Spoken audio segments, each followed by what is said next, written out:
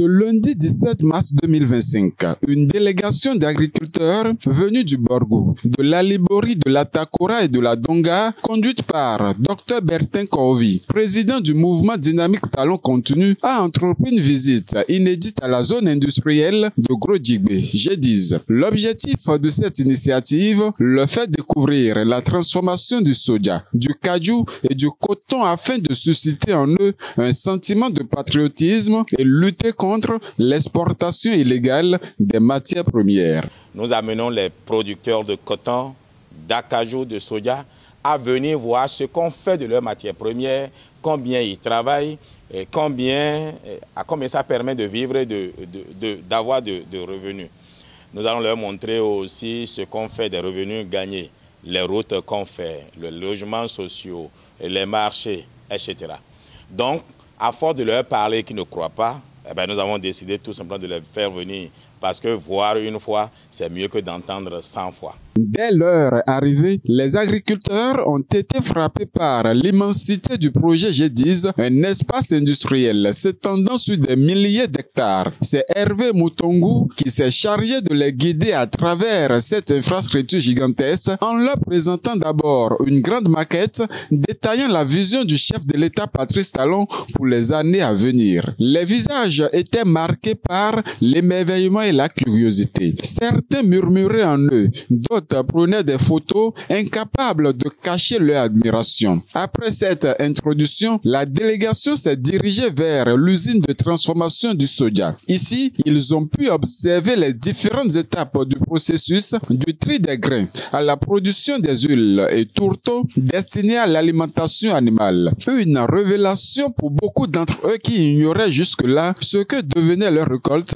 après sa sortie des champs. L'étonnement était encore plus grand à l'usine de transformation du coton. Les visiteurs ont pu voir les premières ébauches du tissu produit localement. Pour ces cultivateurs qui ont longtemps vu leur récolte partir à l'étranger sans jamais voir les retombées, le spectacle était saisissant. Même émotion à l'usine de transformation du cajou. Ici à Gros-Djibé, c'est extraordinaire. Je dis bien, c'est extraordinaire. Ça dépasse l'entendement. Mais il faut venir voir afin d'apprécier. Et je crois que ce que nous avons vu ici, nous, communauté Peul, nous sommes beaucoup plus dans des zones où, loin des caméras, loin de la police, loin des douanes. Et il nous incombe en tant que, désormais, les ambassadeurs de la GIZ, des ambassadeurs de Dynamique Talon Continu, toute fraude que nous allons constater, de dénoncer cela et de porter l'information où elle sera utile. Et c'est une occasion également de dire merci au chef de l'État, parce que ce que nous venons de voir, je pense que d'ici 5 ans, il n'y aura plus un jeune qui va chômer. Je suis totalement convaincu. Mon cœur saigne pour ce que j'ai vu. qu'Allah bénisse le président de la République. Amen. Longue vie au président Patrice Talon. Amen. Si on dit Kouandé, on sait que si on dit la bonne qualité d'Akadjou, c'est Kouandé. La sensibilisation, c'est maintenant. Que Dieu m'amène à Kouandé en bonne santé. Amen. Amen. Par la grâce de Dieu, l'Akadjou ne va plus encore sortir. Les Togolais ont échoué. Les Nigériens ont échoué. Notre Akadjou reste au Bénin.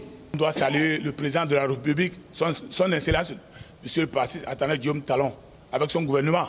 On remercie nous les producteurs parce que ce que moi j'ai vu ici là, si ce n'est pas en Europe, tu ne peux pas voir ça. Aujourd'hui, moi j'ai vu le coton de Bani Kora ici à l'usine de Gros-Djibé. Et j'ai vu le soja, la canal, la cajou et tous les cotons. Ce que j'ai vu ici, je ne peux pas même parler ça. Si je parle ça ici, tous ils vont dire que je suis un fou. Et je ne suis pas fou.